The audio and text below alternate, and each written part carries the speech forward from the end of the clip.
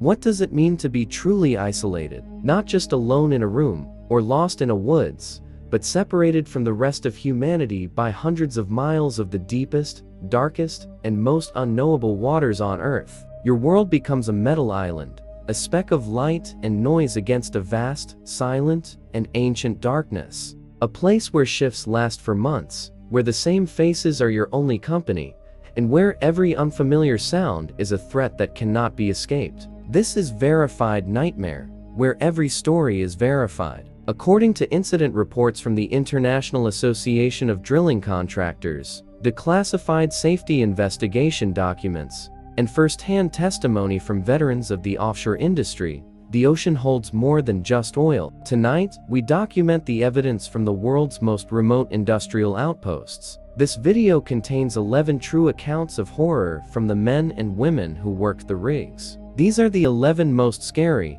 true oil rig worker horror stories. Before we begin, hit subscribe and tap the notification bell. The accounts you are about to hear are not campfire tales. They are documented events from one of the most dangerous professions on the planet. What happens on the rig often stays on the rig. Until now.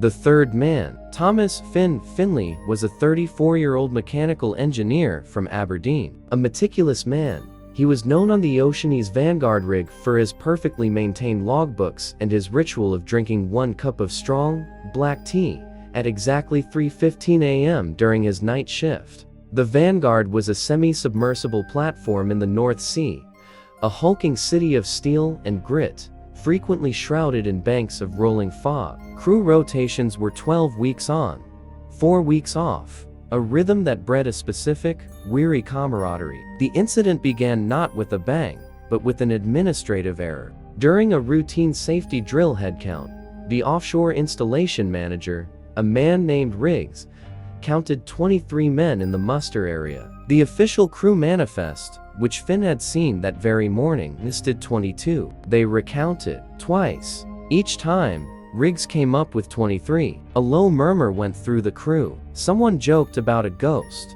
a laughter that died quickly in the cold air. They chalked it up to fatigue, a miscount in the chaotic drill. But Finn, a man of numbers, felt a cold knot form in his stomach. The manifest didn't lie. 2 nights later, Finn was on his solo round through the lower pump room, a cavernous space filled with the deafening thunder of machinery. The sound of massive pistons driving rhythmically, a deep, mechanical heartbeat.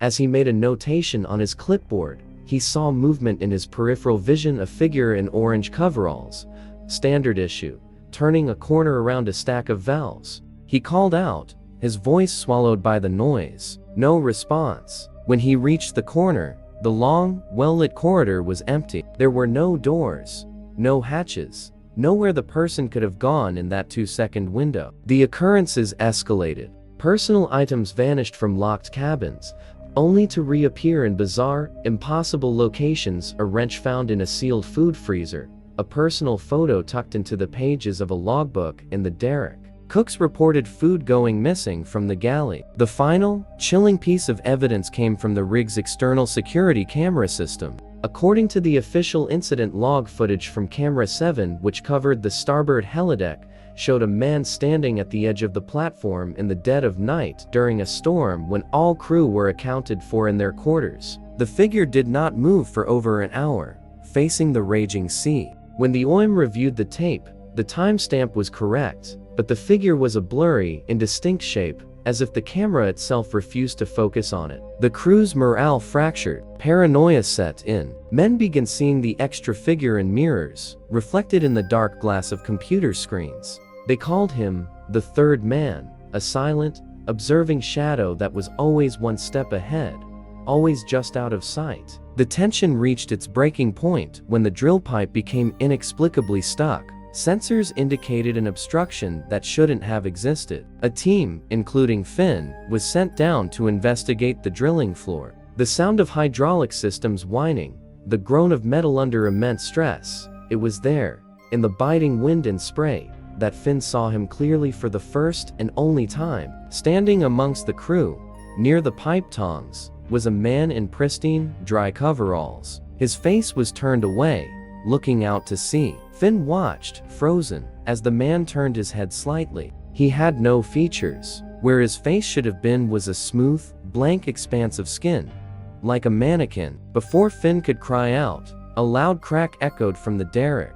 A safety line snapped, sending a heavy piece of equipment swinging wildly. In the chaotic scramble to avoid it, when Finn looked back, the figure was gone. The aftermath, as detailed in the Ocean's Vanguard's official report to the authorities, cites collective fatigue-induced psychosis and the stressful, isolated environment as the cause of the crew's shared experiences. No disciplinary action was taken, but a recommendation for increased psychological screening was filed. The rig returned to normal operations after a week of stand-down. Finn completed his rotation and never returned to offshore work. He now works in a land-based engineering firm. In a sworn testimony given to an independent maritime investigator, he stated that he keeps in touch with one of the mechanics from the Vanguard. Every year, on the anniversary of the stuck pipe incident, that mechanic receives a single, blank postcard. The postmark is always from a different major port city around the world. The card is never signed. The mechanic told Finn he doesn't know who sends them,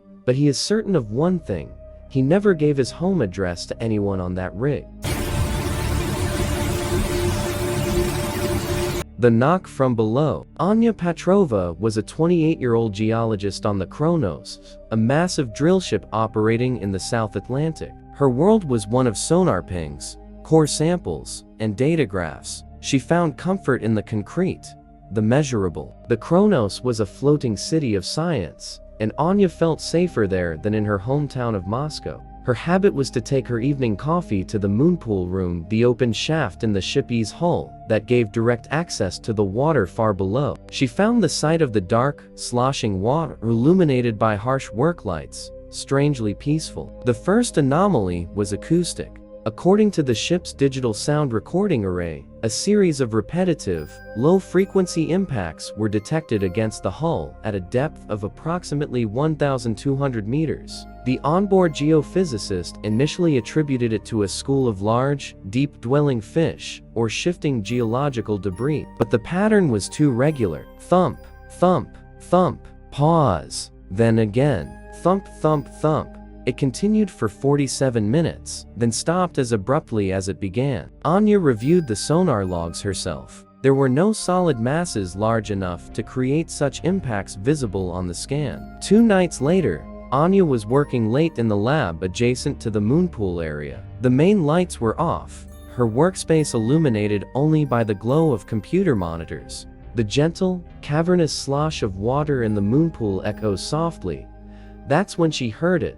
Not through sensors, but with her own ears, a knocking sound. It was clear, metallic, and unmistakably intelligent. It came from the moonpool shaft. Knock, knock, knock, knock. It was a perfect mimic of the shave and a haircut rhythm. A cold jolt shot down her spine. She sat perfectly still, her blood running cold. After a minute of silence, she forced herself to walk to the safety rail and look down into the black water. The work lights reflected off the surface, revealing nothing. As she stared, 3 loud, forceful bangs erupted from directly beneath her, shaking the grating under her feet. Bang, bang, bang. She reported it immediately to the officer on watch. A security sweep found nothing. The external hull cameras showed only the inky blackness of the deep.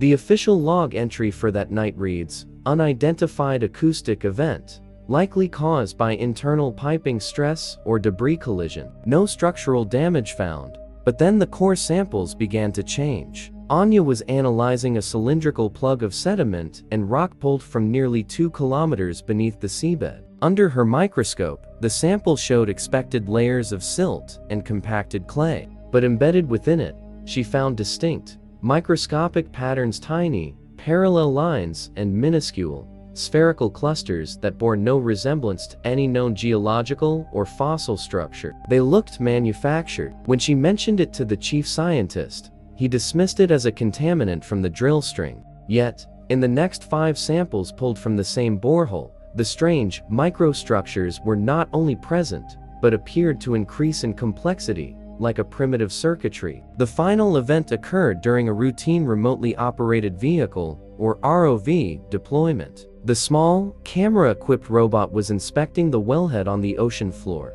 over a mile down. The live feed was displayed on several monitors in the control room. Anya was observing. The ROV's lights cut through the absolute darkness, illuminating a swirling world of sediment. Suddenly, the vehicle was jolted. On the screen, something long, pale, and whip-like flashed across the camera's field of view. The ROV pilot swore, stabilizing the machine. He panned the camera slowly. There, just at the edge of the light's reach, they saw it. It was a section of the drill string, the massive, connecting pipes that ran from the ship to the wellhead. And coiled around it, in 3 tight, deliberate loops, was something that looked like thick, white, ropey flesh. It pulsed slowly. As they watched, frozen, a shape moved in the gloom beyond the pipe.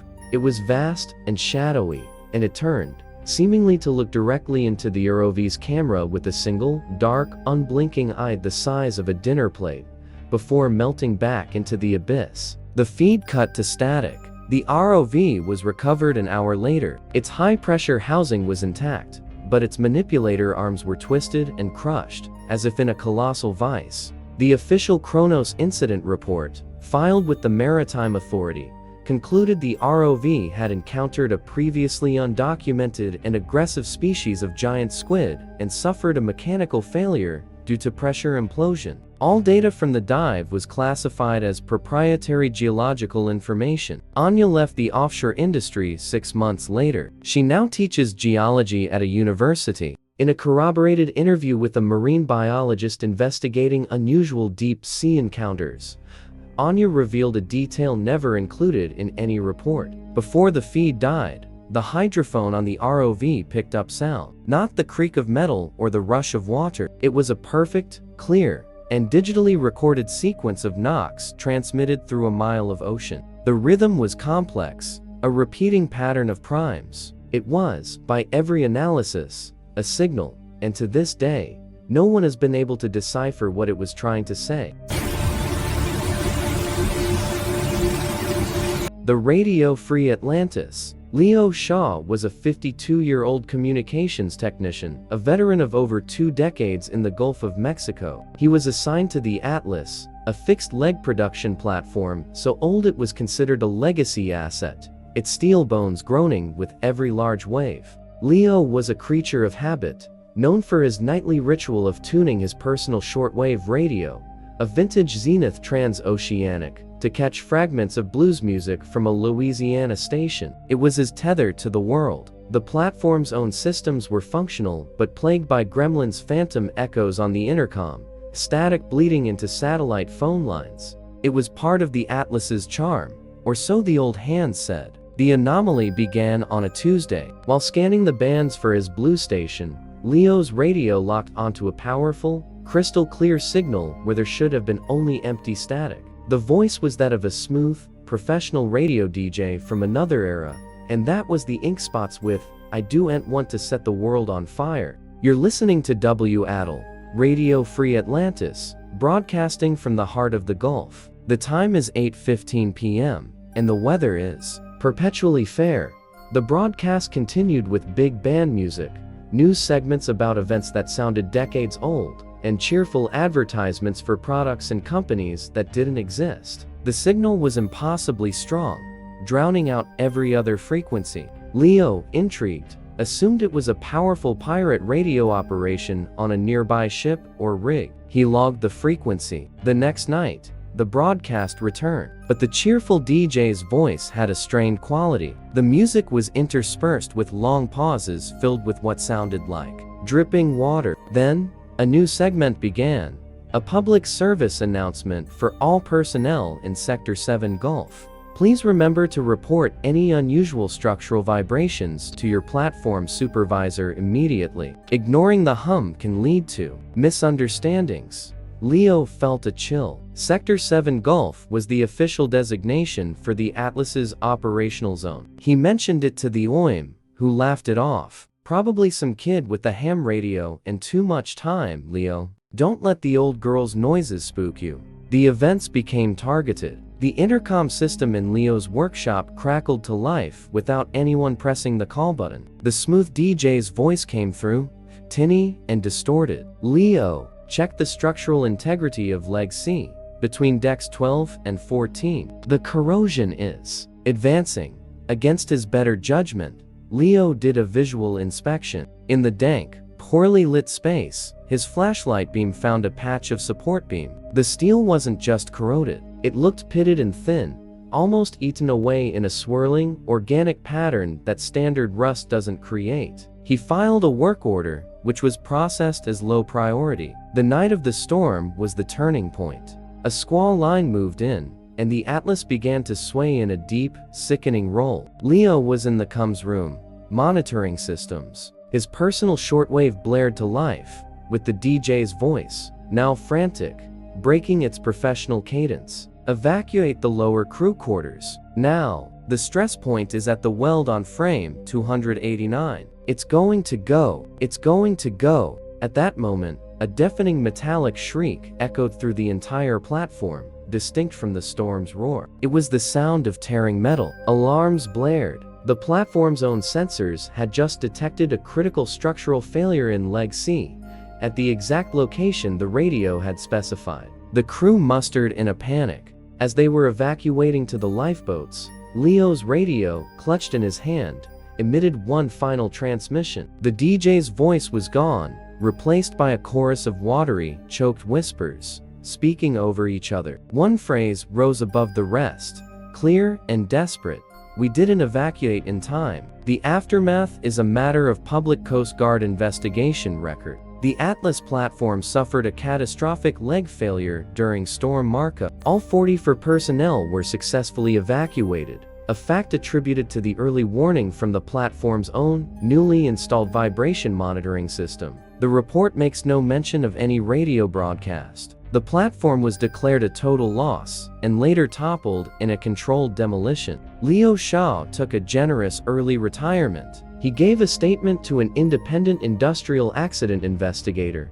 who was reviewing a series of similar, fortuitous pre-failure events on aging infrastructure. In his testimony, Leo claimed that 6 months after the incident, while living in coastal Alabama, he once again picked up the signal from W. Atoll on his Zenith. The broadcast was just fragments of music, drowned in the sound of rushing water, and the faint, desperate SOS of a Morse code beacon. The signal source, when he attempted to triangulate it roughly, appeared to originate not from land or a ship, but from a point several miles out in the Gulf, at a specific set of coordinates. He later looked up those coordinates on a nautical chart. They corresponded to the exact spot on the seafloor where the collapsed superstructure of the Atlas now rests. The perfect replacement. The Borealis rig in the Norwegian Sea was known for its efficiency and its harsh, unforgiving environment. Mikael Johansson, 39, was its new tool pusher, a position of significant authority overseeing the drilling crew. He was a strict but fair manager, replacing a beloved foreman named Henrik, who had been medically evacuated after a serious fall 2 weeks prior. Mikael's habit was to review the previous shiftees' reports with a cup of coffee at AM, alone in the main office. He immediately noted the crew's coldness, which he attributed to natural resistance to an outsider replacing their injured friend. The first strange detail was in the logs themselves. Henrik's handwriting was distinctive, a tight, left-leaning script. In the logbook for the day after his evacuation, Mikael found an entry signed Henrik, detailing a routine inspection. He asked the crew chief about it, who shrugged. Must have been pre-filled. He was meticulous, but the entry referenced a piece of equipment that had only been installed the day after Henrik left. A small error, perhaps. Then, crew members began reporting seeing Henrik. A glimpse of his distinctive red and black checked jacket in the pipeyard. His broad silhouette in the doorway of the rec room. Gone when someone turned to greet him. The rumors started. Henrik hadn't been evacuated at all. He was hiding somewhere on the rig, injured and confused. Mikael decided to investigate personally. He accessed the medevac flight manifest from the company portal. It listed Henrik Johansson, no relation, date, Time, receiving hospital in Stavanger, all in order. But when he cross-referenced the crew biometric scan logs where each man scanned his ID to enter the living quarters, he found a discrepancy. The system showed an ID scan from Henrik's card at 22:17 on the night of the medevac. The helicopter had lifted off at 21:45. According to the security footage from the corridor outside the cabins, which Mikhail reviewed frame by frame, no one entered or left Henrik's room after 21:30. The scan, according to the system's internal diagnostic log, was performed locally at the actual door panel, not remotely cloned. The occurrences grew darker. The drill team reported tools being moved, pressure valves being subtly adjusted to non-optimal settings. A mechanic found a set of Henrik's personal lockpicks in a gearbox that had just failed. The crew's suspicion turned from concern to fear. They weren't seeing a wounded friend. They were being haunted by a disruptive ghost. Mikhail called a safety stand down. During the meeting, the lights flickered. The public address system, which had been switched off, emitted a burst of static, and then a voice, thick with a Norwegian accent and something else, a wet, gurgling quality. "The pressure is wrong. You are drilling in the wrong place. She is awake." It was Henrik's voice. Mikhail and two senior hands made the decision to open Henrik's sealed cabin. The room was freezing, far colder than the climate control could make it. It was immaculate, bed-made, personal photos on the desk, but on the small, bolted-down table, arranged in a neat circle, were 11 small, polished stones. In the center of the circle was a single, fresh clump of a black, fibrous substance that smelled of sulfur and the deep sea. Most chillingly, on the desk log, written in that distinctive left-leaning script, were detailed notes. They weren't about drilling. They were descriptions of sounds from below the rig, a slow, tectonic heartbeat, chorus sounds, like whales but wrong, and finally, a single sentence underlined twice. "It offered me a deal. I took it. Tell the others to stop. The deal is only for one." The official aftermath is documented in the company's internal safety review. The Borealis experienced a series of unexplained technical faults and crew anxiety incidents following a medevac.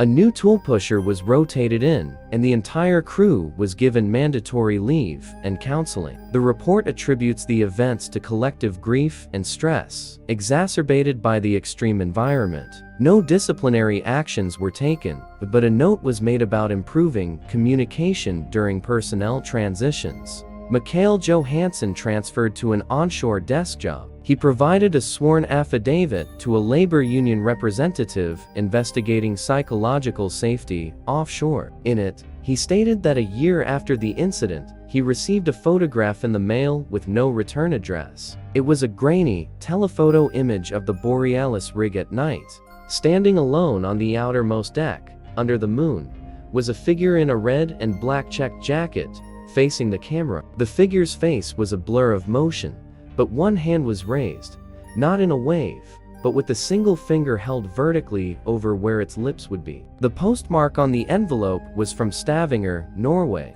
The hospital where Henrik Johansson was pronounced dead on arrival is located in Stavanger. The timestamp on the photo's digital file, however, was from the previous week. The Static Men. Carlos Mendez was a 41-year-old electrician from Texas, a man who understood currents, resistance, and the clean logic of a functioning circuit. He took a contract on the Prometheus, a new, hyper-modern floating production, storage, and offloading vessel, or EPSO, off the coast of Brazil. The ship was a technological marvel, its operations controlled from a pristine, climate-controlled central control room bathed in the cool glow of dozens of screens. Carlos's habit was to walk the high road, the open-air gantry running the ship's length, every night at 2,300 hours, to clear his head and watch the stars unobstructed by platform lights. The problem started with the closed-circuit television system. According to the security chief's log, cameras would intermittently fail, their feeds dissolving into bursts of grainy, black and white static. The static would resolve, but the image would be wrong. A corridor shown empty would have a shadowy figure frozen mid-stride. The mess hall, vacant at 0400, would show a man sitting at a table, his back to the camera, perfectly still. These static ghosts were always logged as digital glitches, artifacts from a new and buggy system. But Carlos, reviewing the error codes, found no hardware or software faults to explain them. The system was simply recording something that wasn't supposed to be there. Then came the interference with the crew's personal devices. Phones, when used on certain decks, would pick up a faint, whispering transmission underneath any call, a chaotic murmur of dozens of overlapping voices speaking in fragmented English, Portuguese, and languages no one could identify. The words were often technical: valve pressure, ballast tank, evacuation route. Smartwatches would reset their biometric readings, showing impossible heart rates and body temperatures for the wearer. The crew blamed interference from the production equipment, a common issue, but the pattern was inconsistent and unnervingly selective. Carlos's direct experience happened in the starboard switchboard room, a cramped space humming with transformer noise. He was tracing a fault in a lighting circuit. His digital multimeter began to behave erratically, the numbers scrolling nonsensically. Then, the bank of small, red indicator lights on the main panel, each showing the status of a different power feeder, began to illuminate in sequence, one after another, marching down the line. This was impossible without a physical command from the control room. As the last light lit up, the room's main light fixture flickered and died, plunging him into darkness save for the red glow of the panel. The hum of the transformers rises, becoming a strained whine. In that crimson gloom, he saw them reflected in the dark glass of the instrument panel, three tall, slender silhouettes standing behind him. They had no discernible features, their forms seemingly composed of the same shifting, grainy static as the corrupted camera feeds. They did not move. Carlos remained perfectly still, his breath caught in his throat. After 10 seconds that felt like an hour, the main lights snapped back on. The room was empty. The multimeter in his shaking hand now read a perfect, steady 0, as if all current had been drained from the circuit. The event that forced official acknowledgement was a near collision. The dynamic positioning system, which used satellites and thrusters to hold the massive EPSO exactly in place, disengaged without warning. Alarms screamed as the vessel began to drift toward a nearby support ship. In the control room, every screen simultaneously displayed the same static, and over the open intercom channel, a single, clear, synthetic voice stated, "Course correction required. Previous crew miscalculated the bearing. We are compensating." The thrusters fired violently on their own, swinging the Prometheus back on station with a jarring lurch that threw people to the floor. The system logs showed no manual override. The code that executed the maneuver was written in a deprecated programming language not used in the ship's systems. The aftermath is detailed in a confidential report from the vessel's owners to their insurers. It cites a sophisticated cyber intrusion event and potential vulnerabilities in integrated shipboard networks. A team of cybersecurity experts was flown out. They found no malware, no breach points. Their final, baffled note, later leaked to a maritime safety blog, read, "The system appears to have been temporarily controlled by an external, autonomous intelligence with a detailed understanding of EPSO operations. No origin point identified." Carlos finished his contract and returned to shore. He gave a statement to a private firm specializing in electromagnetic phenomena and industrial accidents. He revealed that before he left, he downloaded the raw data from the CCTV system's glitch folder onto a personal drive. He had a friend, a digital forensics analyst, look at it. The analyst told him the static wasn't random noise. When processed with certain filters, the grainy patterns resolved into faint, but legible, schematics diagrams of the Prometheus's own hull, with specific stress points and weak welds highlighted in detail. The schematics were dated, using a formatting style that hadn't been standard for over 20 years. They matched the original, as-built blueprints of the ship's predecessor, an EPSO named the Icarus, which had been lost with all hands in a South Atlantic storm in 1998. The bioluminescence. Dr. Arise Thorne, 31, was a marine biologist, not a roughneck. She was on the seeker, a specialized scientific drilling vessel in the Pacific's Clarion-Clipperton Zone to study deep-sea microbial life around hydrothermal vent systems. Her world was one of Petri dishes, DNA sequencers, and the mesmerizing, alien beauty of creatures from the absolute dark. The Seeker was a floating laboratory, quiet and orderly. Arisa's habit was to take her late-night coffee to the wet lab, where she would watch the specimens collected by the ROVs pulse and drift in their chilled tanks. The discovery was in a core sample, pulled from a sediment plain over 4 kilometers deep. The mud was initially unremarkable, but under ultraviolet light in Arisa's lab, it glowed. Not the faint sparkle of common minerals, but a rich, pulsating cerulean blue, emanating from a network of delicate, thread-like structures woven through the sediment. It was a previously unknown form of bioluminescent fungus, or bacteria. The crew was fascinated. They began calling it star mud. The glow, when isolated, was found to be responsive to electrical stimulus and even, Arisa's notes suggested, to rhythmic sound vibrations. Then, the ROV pilot, a man named Chen, reported something strange. During a routine collection dive, his vehicle's lights had malfunctioned, blinking out for nearly 30 seconds. In that total darkness, he saw them. The entire seafloor around the vehicle was not dark. It was alight with the same cerulean blue glow, forming vast, intricate, and geometric patterned spirals, lattices, concentric circles that stretched beyond the range of his cameras. It was a city of light in the abyss. When the lights came back on, the glow instantly vanished, as if switched off. The seafloor returned to its normal, barren appearance. The ship's sonar, however, confirmed the topography matched the glowing patterns. Gentle ridges and depressions formed the exact shapes Chen had described. The change was gradual, then sudden. Crew members working night shifts began reporting seeing the blue glow in peripheral vision on the walls of corridors, in the mist of a shower, even dancing on the surface of their coffee. It would vanish when looked at directly. Headaches became common. A low, subaudible hum was reported by sensitive individuals, a vibration felt in the teeth more than heard. The ship's psychiatrist diagnosed a mild, shared sensory phenomenon, a side effect of isolation and fascination with the discovery. But Arisa was measuring something else. Air samples taken on the lower decks showed a minuscule but increasing concentration of a novel spore, matching the DNA of the star mud, circulating in the ventilation system. The crisis erupted during a storm. Heavy seas caused the ship to pitch violently. In the main lab, a sealed containment unit holding a concentrated sample of the luminescent organism cracked. The blue material, more liquid than solid, spilled and instantly vaporized into a fine, glowing mist. The ventilation system sucked it in. Within minutes, the entire interior of the Seeker was exposed.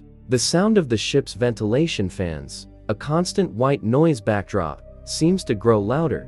The crew's symptoms intensified rapidly. Crippling migraines, vivid, shared auditory hallucinations of a beautiful, crystalline singing that seemed to come from the hull itself. And then, the compulsion. Arisa, in her last coherent log entry, documented it clinically, though her handwriting slanted with terror. Subject displays no aggression, but a singular, obsessive drive. They are drawn to the lower decks, to the moon pool and the hull openings. They speak of joining the pattern, of going home to the quiet light. They are trying to open the exterior doors. The captain, fighting his own debilitating headache and the mesmerizing pull of the singing in his mind, gave the only possible order: full lockdown of all exterior hatches and initiation of a complete air flush of the living quarters, even though it risked hypoxia. The aftermath is chronicled in a heavily redacted report from the vessel's operating institute. It describes a biocontainment incident involving a neuroactive airborne agent leading to a temporary mass psychological event. No lives were lost, but the entire science crew and half the ship's company were evacuated by helicopter for decontamination and extended psychiatric observation. The Seeker was quarantined at sea for a month before a hazmat crew cleared it. Dr. Arisa Thorne no longer conducts field research. She works in a secure, inland biosafety level for lab. In a peer-reviewed paper published under a strict confidentiality agreement, she included a final, chilling observation. Blood samples taken from the affected crew, even weeks after exposure, still showed traces of the foreign DNA. More disturbing, under specific conditions of low light and specific sound frequencies, the samples would exhibit a weak, synchronized, cerulean luminescence. The paper's conclusion, which was later challenged but never disproven, suggested the organism was not merely toxic, it was communicative, and it had been attempting, via airborne spores acting as neurotransmitters, to integrate the crew's biological rhythms, their heartbeats, their brainwaves into the vast, silent, glowing network lying beneath 4 kilometers of black, crushing water. The Unchanging Man. Jasper Cole was a 58-year-old logistics supervisor on the Endurance, a massive, aging rig in the Bass Strait off Australia. His job was a monument to routine: inventory, orders, scheduling supply helicopters. He was a man who found profound comfort in the predictable cycle of a 28-day swing. Every morning at 0600, he would drink his tea on the helideck, watching the dawn. And every morning, he would see the same man, a weary fellow in faded blue coveralls, leaning on the safety rail at the far end, staring east. Jasper nodded to him once. The man did not nod back, his face a weathered mask, eyes fixed on the horizon. Jasper asked around. No one knew who he was. Probably a contractor from the painting crew, someone said. Seen him for years. Quiet type. The strangeness was temporal. Jasper, managing the complex ballet of resupply, lived by precise clocks. He noticed the unchanging man, as he'd come to think of him, was never where he shouldn't be, but was always where the activity wasn't. During a frenzied equipment lift, Jasper would spot him, immobile, watching from a catwalk high above. During a tense fire drill, he'd be a still figure in an empty corridor, seemingly out of place. Jasper checked the crew manifest against the excess logs. The man's name was listed as E. Gray, with the start date over 15 years prior. His job code was generic, general maintenance. But his biometric scan record showed a bizarre pattern. He scanned into the living quarters block only once every 7 days. His location ping from his mandatory safety tag placed him in the rig's underbelly, in the deserted water intake chambers, for over 22 hours a day. Curiosity turned to unease. Jasper decided to follow him one evening. He trailed the man down to levels into a seldom-used accessway for the leg columns. The sound of deep, resonant waves sloshing inside the hollow leg structures. The man, E. Gray, stopped before a heavy, rust-spalled door marked "Auxiliary Pump Room Decommissioned."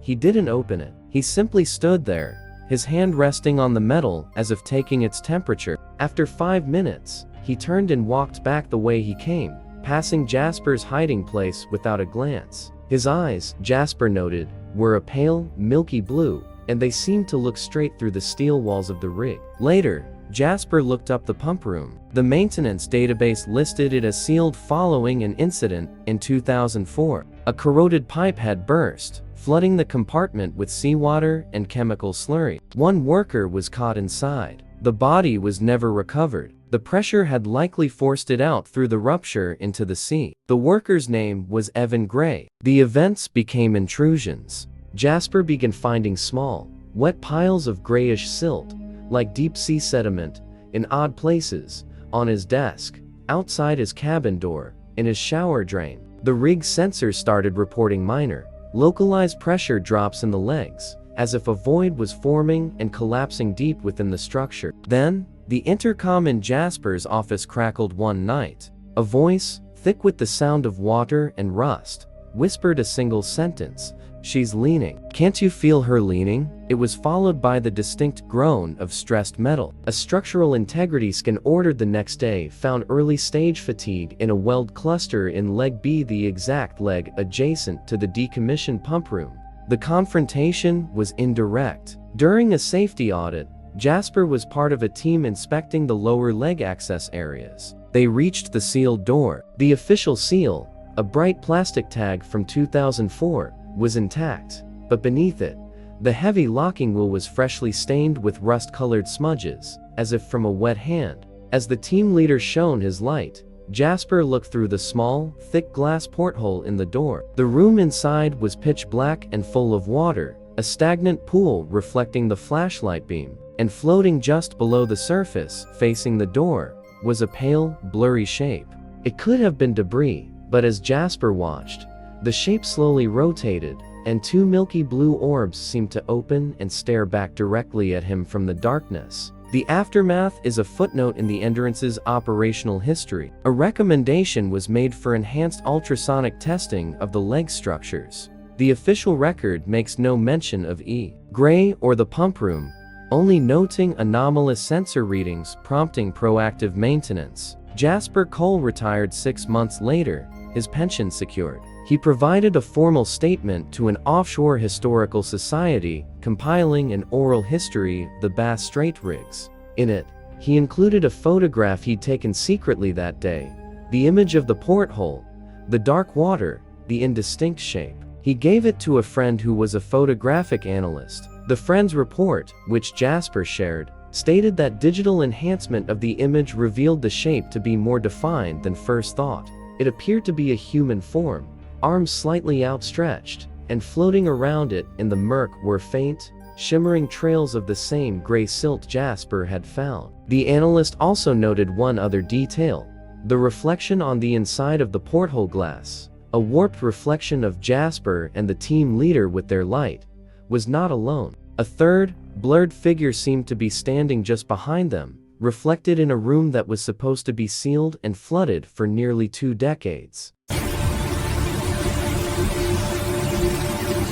The Black Smoke. The Zephyr was a drilling platform in the Arabian Sea, a place of relentless sun, scorching metal, and air that tasted of salt and diesel. Malik Hassan, 29, was a mud engineer responsible for the complex chemistry of the drilling fluid that kept the borehole stable. He was a pragmatic man, devout in his prayers, who found solace in the strict routines of his faith and his work.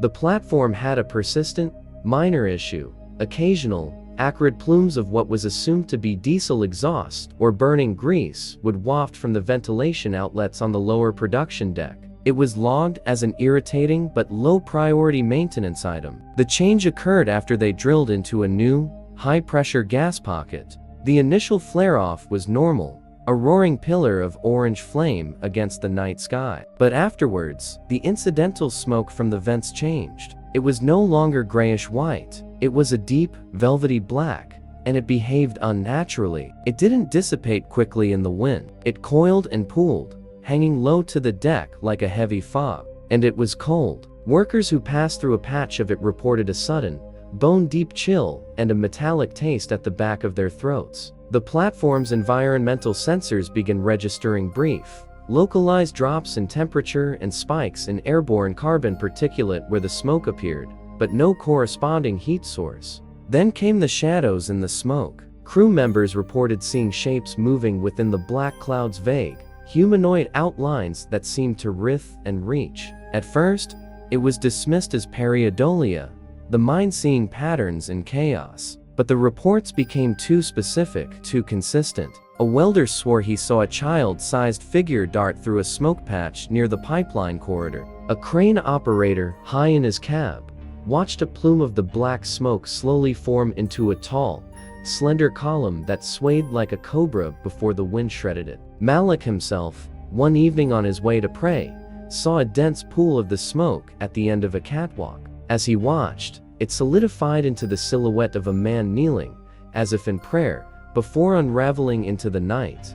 The platform's animals sensed it first. The resident pest control cat, a grizzled Tom named Sinbad, vanished. They found him 3 days later, huddled and hissing in a corner of the generator room, his fur standing on end, staring fixedly at a ventilation grate from which a trickle of the black smoke seeped. He would not go near it. Birds, which occasionally landed on the rig, would avoid the decks where the smoke had been reported, circling wide. The incident that triggered a shutdown was both technological and visceral. The dynamic positioning system, critical for keeping the platform over the wellhead, experienced a series of ghost input small, unauthorized thruster firings that nudged the rig off station. The system diagnostics found no fault. Simultaneously, 3 crewmen in different parts of the rig collapsed, suffering from identical symptoms: hypothermia, oxygen deprivation, and vivid nightmares they described as being buried in a cold, black sand. They all recovered physically,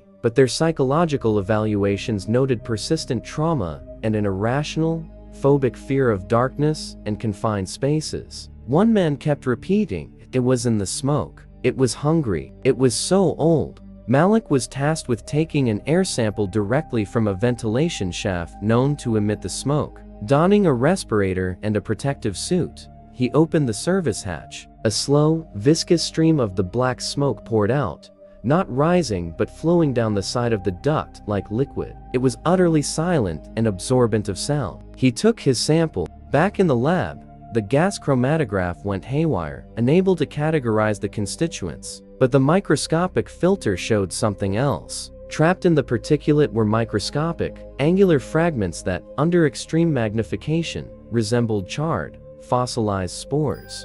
And they were magnetic. They aligned in the sample dish in response to a nearby electrical field, forming repeating geometric patterns. The aftermath is documented in a joint report by the operating company and the Regional Environmental Agency.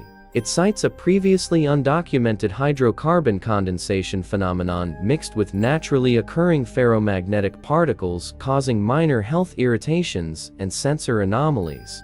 The well was temporarily capped, and a specialized filtration system was installed on the Zephyr's ventilation. Malik Hassan left the offshore industry. He now teaches chemistry. In correspondence with the university department studying unusual atmospheric phenomena, he disclosed that he kept a sealed vial of the black smoke particulate. He noted that on the anniversary of the well being capped, and every year since, the fine particles inside the vial subtly rearranged themselves overnight. Without any external force, they form a new, distinct pattern on the glass. For the first 3 years, the pattern was a simple spiral. Last year, however, the particles aligned into a shape that, when charted, matched the precise layout of the Zephyr platform's deck plan, with a dense, dark cluster marking the location of the original ventilation shaft where he took his sample. The tide brings it in.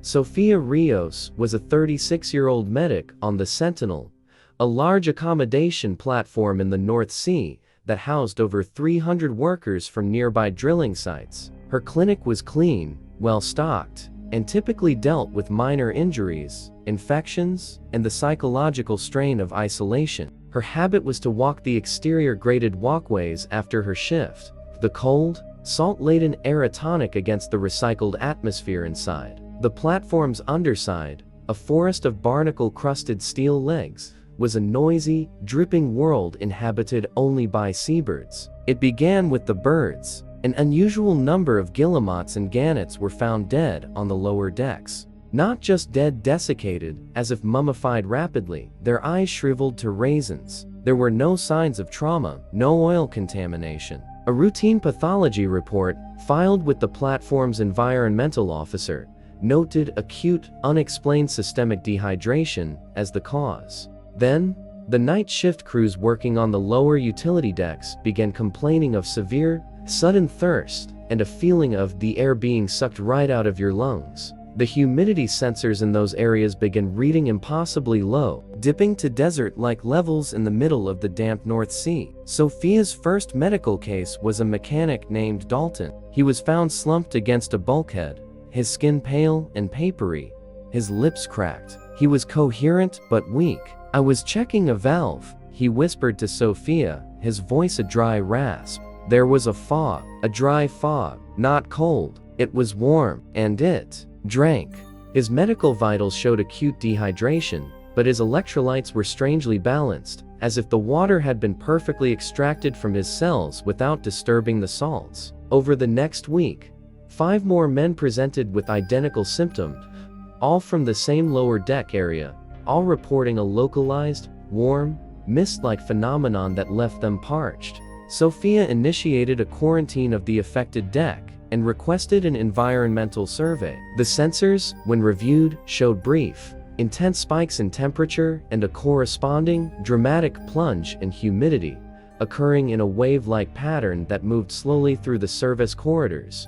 It left no residue, but moisture meters placed after an event showed the steel walls and even puddles of condensation had been completely dried. The platform's engineers were baffled. They theorized a leak of dry nitrogen or some other desiccant gas from an old utility line, but could find no source. The incident became physical. A young roustabout, ignoring the quarantine tape, went to retrieve a tool from his locker. His partner, waiting at the corridor entrance, saw it happen. A shimmer in the air, like heat haze off asphalt, coalesced at the far end of the passage. It wasn't a fog, but a visible distortion, a pocket of writhing, thirsty air. It moved with a horrible, deliberate slowness down the corridor. As it passed over a safety poster taped to the wall, the paper instantly yellowed, curled, and crumbled to dust. The roustabout turned to run, but the distortion surged, enveloping his legs. He screamed a dry, ragged sound. When his partner, wearing a supplied air respirator,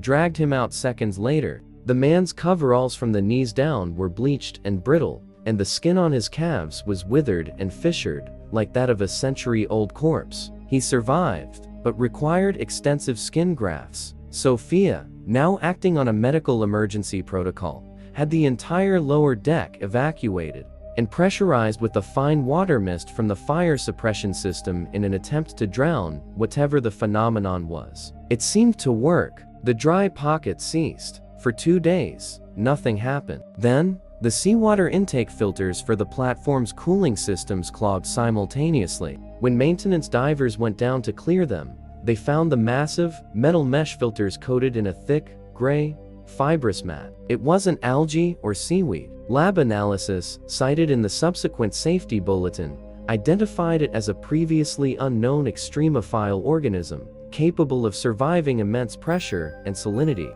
Its structure was highly porous and hygroscopic. It acted as a biological desiccant, designed to absorb and retain staggering amounts of water from its environment. The theory formed, the dry fog was an airborne spore or reproductive form of this creature, released in vast numbers and drawn to the platform's warmth and vibrations, seeking moisture. The aftermath is recorded in the company's biosecurity log. The Sentinel platform underwent a full, chemical sterilization of its seawater intake and all lower deck areas. The affected deck remained sealed for the remainder of the season. The official conclusion was an encounter with a harmful algal bloom variant, with the physiological effects on crew attributed to toxin inhalation. Sophia Rios returned to onshore medical practice. She submitted a case study to a Journal of Maritime Medicine, which was published with several anonymizing edits. In her unedited notes, which she shared with a colleague studying anomalous marine biology, she included the final results of the organism's analysis. Its DNA was a chaotic mosaic, containing sequences found in deep-sea bacteria, Arctic lichen, and even terrestrial drought-resistant plants. It was an impossible hybrid. Furthermore, the organism showed a faint but detectable bioluminescent response. When starved of water and exposed to specific radio frequencies identical to those used by the platform's subsea positioning transponders, it would glow a dull, thirsty red. It wasn't just a creature, it was an antenna. And in the darkest, deepest water under the platform, something had been broadcasting a signal that told it where to go.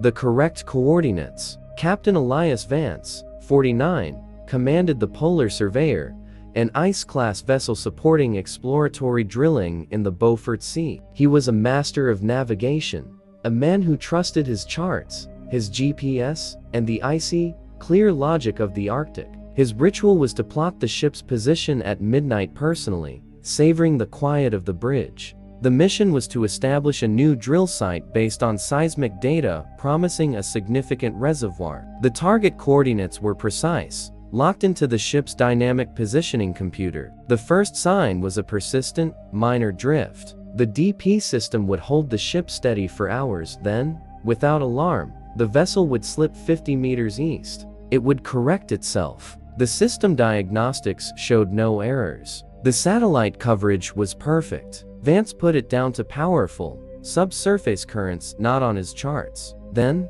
the magnetometers went wild. The devices, used to detect subtle variations in the Earth's magnetic field for geological surveys, began registering intense, localized anomalies that moved. They charted a large, circular area of magnetic disturbance that seemed to slowly rotate around a central point, a point that did not match any known geological feature on the seabed scans. Sonar imaging of that spot showed only a smooth, unremarkable abyssal plain. Next, the drill string began to sing. At certain depths, a low, harmonic vibration would travel up the pipe, a resonant hum that mechanics could feel through the deck plates. It was not the sound of grinding rock. It was pure, almost musical. Crew members reported hearing faint, ethereal tones in their cabins at night, sounds that seemed to come from the hull itself. The ship's psychiatrist documented a cluster of crew members experiencing vivid, shared dreams of a vast, geometric city made of blue ice and black stone, illuminated from within by a cold, white light. The pivotal event was a navigation failure. During a critical maneuver to position the drill ship over the target, both the primary and backup GPS systems simultaneously displayed a set of coordinates that were impossible. They placed the polar surveyor not in the Beaufort Sea, but approximately 200 kilometers north, in a sector of the Arctic Ocean that was, according to all charts, uninterrupted pack ice over 4 meters thick. The inertial navigation system, which uses gyroscopes and is independent of satellites, confirmed the impossible. For a span of exactly 3 minutes, the ship's log position was indeed 200 kilometers off its visually and radar-confirmed location. Then, the system snapped back to normal, as if nothing had happened. The radar, during those 3 minutes, had shown only open water. Captain Vance, a cautious man, ordered drilling suspended. He deployed a deep-diving autonomous underwater vehicle, or AUV, to photograph the seabed at the exact coordinates of the magnetic anomaly. What the AUV returned with defied explanation. The images, now part of a restricted access geological database, showed the flat seabed was not featureless. Etched into the hardened clay, as if by a colossal tool, was a perfect, gargantuan circle, over a kilometer in diameter. Within the circle were precise, angular glyphs and intersecting lines that formed a pattern mirroring the magnetic disturbance readings. At the very center of the circle was a single, man-made object, a corroded brass sextant, of a design used by polar explorers in the early 1900s. It was resting upright, as if placed there carefully. No ship from that era was recorded as lost in that area. The final transmission sealed the decision. As Vance prepared to order a full retreat from the site, the ship's long-range communications array picked up a faint, looping broadcast on an emergency frequency. The voice was distorted, choked with static, and cold. It repeated, "Coordinates incorrect. You are above us. Turn back. The light is not for you." The transmission's origin point, when triangulated, came from directly below the ship, from the center of the etched circle on the seabed. The aftermath is a matter of record in the maritime regulatory body's files. The polar surveyor abandoned its drilling location, citing unprecedented and unresolved navigational hazards and potential interference with a site of possible historical significance. The official explanation given to shareholders referenced unexpectedly severe ice conditions.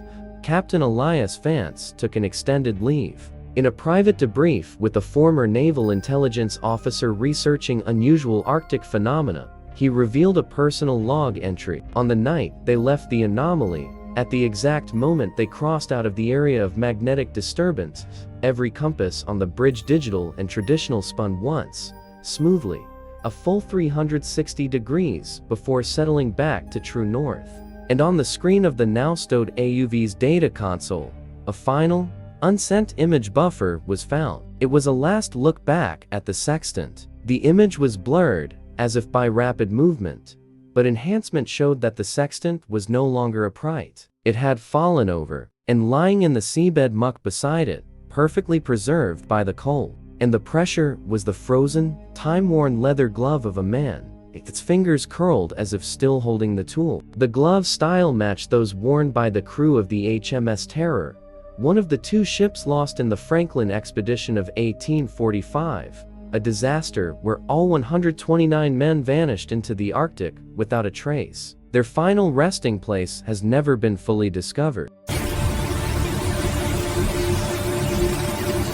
The Last Dive. Liam Kane was a 47-year-old saturation diver, one of the best in the world. His workplace wasn't a rig's deck, but the crushing, black silence of the seafloor itself, living for weeks at a time in a pressurized diving bell and complex system known as a saturation spread, tethered to a support ship. His current job was on the Abyss Watcher, tasked with repairing a critical pipeline junction at a depth of 300 meters in the Atlantic. Liam was a man of profound discipline, known for his pre-dive ritual of meticulously checking every seal on his suit himself, a ritual born from a deep, professional understanding of the hostile world he entered. His dive partner was a younger man named JV, whose voice over the comms was a constant, reassuring chatter. The dive was routine for the first 6 days. They worked in the surreal glow of their suit lights, the world reduced to a small circle of visibility in an infinite night. The problem began with the comms. JV's voice, one shift, developed a faint echo,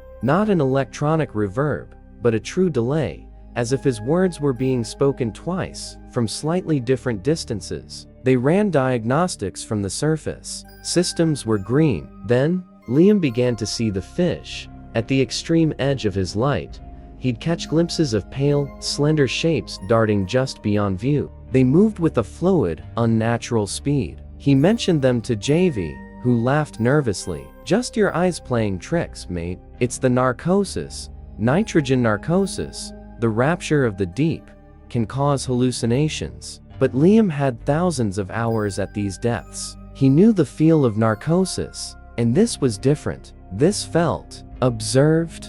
Then came the tapping. While welding a support bracket, Liam heard a clear, metallic tap tap tap on the back of his brass helmet. He froze. JV was 10 meters away, visible, his back turned. The surface controller confirmed no other objects in the water. The tapping came again, this time on the chest plate of his suit. It was a polite, almost inquisitive sound. When Liam slowly turned, his light swept across an empty stretch of pipe, but settled on the sediment next to it were 3 small, white stones, arranged in a neat, equilateral triangle. They hadn't been there moments before. The atmosphere in the diving bell during their rest periods grew heavy. The life support systems hummed, recycling their air. But both divers began reporting the same, persistent smell, a sweet, cloying odor like rotting kelp and ozone, a smell that shouldn't exist in their sealed, filtered environment. The biometric monitors on the surface showed elevated heart rates and stress hormones for both men,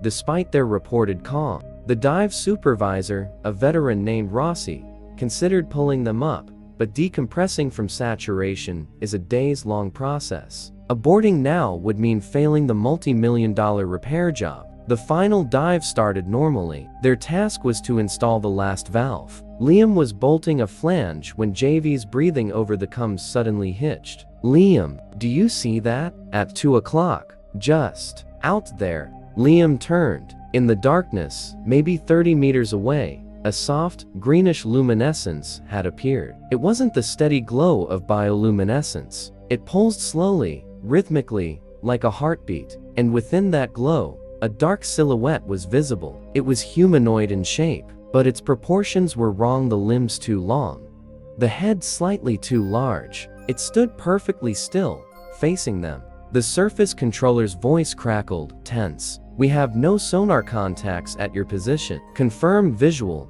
Before Liam could respond, JV whispered, "There's more." Liam swung his light around. In a wide circle, just beyond the reach of their lamps, more of the green, pulsing lights winked on. Dozens of them, each with its own dark, standing silhouette. They were surrounded. The thing directly ahead then took a single, slow step forward. Its movement was not a swim, but a stride, as if walking on the seafloor. As it entered the fringe of Liam's light, details resolved. It wore a tattered, ancient-looking diving suit of a design Liam had only seen in museums, a heavy canvas and rubber affair with a small, round viewport. The viewport was dark, but from the joints of the suit, where the material had decayed, tendrils of that same green, pulsing light seeped out like ethereal smoke. JV panicked. "Surface! Surface now! Get us up!" His voice was a scream. The diving bell began its retrieval winch. As they were hoisted upward,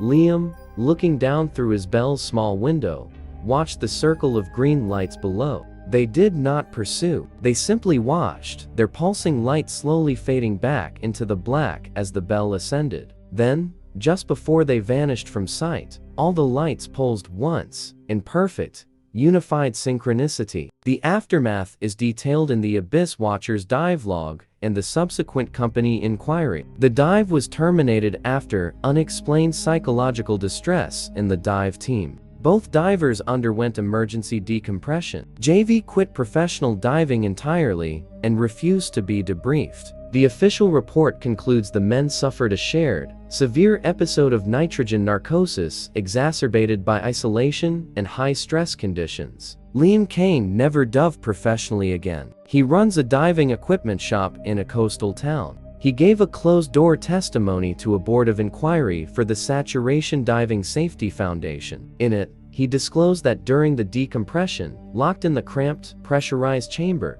he and JV experienced one final, shared phenomena. The sweet, rotten ozone smell filled the chamber intensely, and on the cold, metal interior wall, a condensation formed. It didn't run in droplets. It gathered into lines, sketching out a clear, detailed image. It was a perfect outline of the Abyss Watcher support ship, as seen from below the waterline, and clustered around its hull, drawn in delicate beads of water, were dozens of small, humanoid shapes. At the bottom of the image, written in a flowing, script-like hand neither men recognized, were 3 words formed from condensation: "You finished IT." The repair on the pipeline junction was a complete success. It has operated without fault for 7 years. Every year, on the anniversary of that last dive, Liam receives a single, anonymous email with no subject line and no text. The only attachment is a deep-sea hydrophone recording. It is the sound of metallic tapping, in the same polite rhythm that touched his helmet, followed by the distant, synchronized pulse of what sounds like 100 green, heart-like lights turning off, one by one, to silence.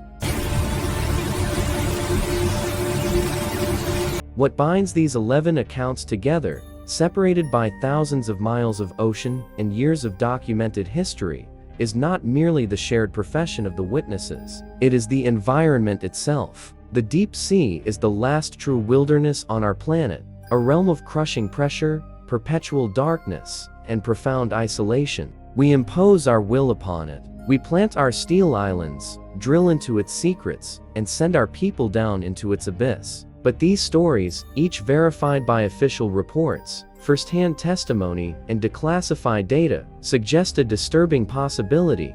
The ocean is not an empty void. It is inhabited, and our intrusions are sometimes noticed and answered. From the silent observer on the Vanguard to the intelligent knocks on the Kronos' hull, from the ghost in the Atlas's radio waves to the perfect, unnatural replacement on the Borealis, we have seen entities that manipulate electricity and mimic human form, like on the Prometheus. We have encountered a biological intelligence that seeks to absorb and integrate, as on the Seeker. We have witnessed preservers of structure, like the unchanging man of the Endurance, and ancient, desiccating hungers drawn to our platforms, like the black smoke of the Zephyr. We have documented sentient environments that rewrite navigation, like the correct coordinates of the Polar Surveyor, and the silent, watching sentinels of the deep who observed the last dive. The verification is the key. These are not campfire tales. They are entries in logbooks. They are lines in safety reports. They are scars, both physical and psychological, carried by the men and women who returned to shore, forever changed. The official explanations are always there: mass hysteria, equipment malfunction, nitrogen narcosis, unexplained environmental phenomena. But the details linger. The physical evidence, the corroborating witnesses, the patterns that repeat across different rigs, different oceans, different decades. This points to a single, chilling conclusion. The horror of the deep water industry is not just the ever-present danger of explosion, collapse, or storm. It is the realization that you are not alone out there, that in the miles of black water beneath your feet, something old, something alien, and something profoundly indifferent to human existence is going about its own incomprehensible business. And sometimes, our lights, our noise, our drilling disturbs it. This is why you must trust your instincts. If something on the edge of your perception feels wrong, it probably is. The men and women in these stories who survived were often the ones who listened to that primal warning, even when the instruments read green. Your vigilance is our mandate. Subscribe to Verified Nightmare. In a world where these stories are not fiction, but documented reality, staying informed isn't just about curiosity. It's about awareness. It is about understanding the true cost of the light and heat we take for granted. Hit that subscribe button and tap the notification bell. You need to know what we uncover next. If this investigation into the depths has resonated with you like this video, it helps the algorithm guide other truth seekers to this channel, to this evidence. And we want to hear from you. Comment below with your own accounts. Have you worked offshore? Have you served on a ship? Have you experienced something that defied the official explanation? Every detailed account is investigated. Your story could be the key to verifying the next nightmare. This has been Verified Nightmare. Remember, the most dangerous frontier is not space. It is the dark, cold, and waiting world beneath the waves. The most terrifying monsters are not the ones we imagine. They are the ones we inadvertently awaken. Stay safe.